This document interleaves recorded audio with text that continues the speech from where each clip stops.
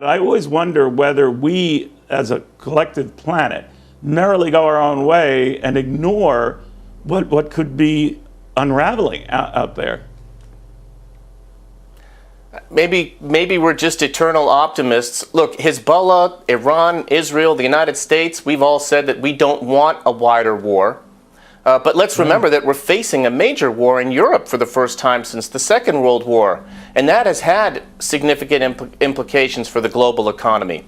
And yet, we're dealing with the fact that the Houthis have disrupted trade in the Red Sea and caused insurance rates to go up quite significantly.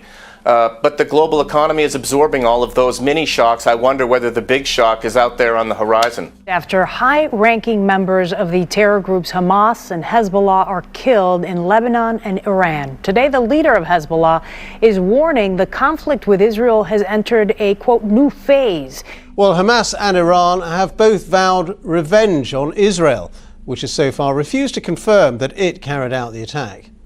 All this has heightened anxiety about a wider regional conflict in the Middle East and ceasefire talks to stop the war in Gaza. President Biden announcing more U.S. forces will deploy to the Middle East, preparing for the possibility of an Iranian strike against Israel that officials fear could include an attack on American forces in the region. In the Middle East, Hamas has called for a day of furious rage to mark the funeral in the Qatari capital, Doha, of its political leader Ismail Haniyeh, who was assassinated in Iran on Wednesday. I think we could very possibly see that Iran will want to do something different. It will want to signal very clearly that this is a response of a different order because of the nature of what happened at 2 a.m. on Wednesday morning in Tehran, in the heart of the Iranian capital, when Israel, as is widely believed, was able to assassinate not just an Iranian ally, but the political head of Hamas, who only hours before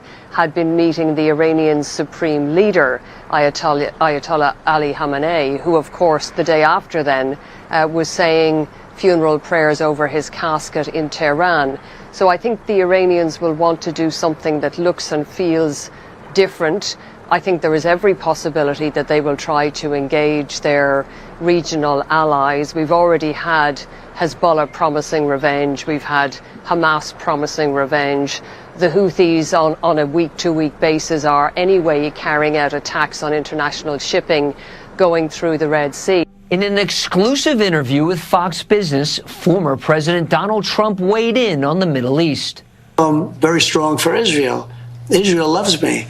But you know, a lot of the Arab states like me too, because you know what they want to see? They want to see peace. Meantime, President Biden has vowed to use his remaining months in office to end the Israel-Hamas war and bring the hostages home. There's an impending conflict, something that could be quite worse, that's out there on the near horizon, because there are no more red lines in the Middle East, and all the sides are using munitions of increasingly sophisticated violence, and it runs the risk of a miscalculation. Israel took out 3 key leaders, 2 leaders of Hamas and 1 from Hezbollah, and they're seeking to restore deterrence, but it risks creating a cycle of escalation. Russia, of course, is exporting their oil, but it reduced prices to India and to China. But I would just say, Neil, the world is right now, I would argue, facing more critical threats, we are in the United States, to our national security than ever before. And it might not be reflected in the markets today, but it could be in the coming days and weeks. You know, the irony, and you and I have discussed this before, is the markets by and large have ignored all these scary developments dating back to the October 7th attacks themselves. And I'm always amazed by that, because not that I would say it would be another Arab-Israeli 1973 war, but it could have been, and it still could be, to your point. And yet it's not reflected in that. I always wonder whether we, as a collective planet, merrily go our own way and ignore what could be unraveling out there.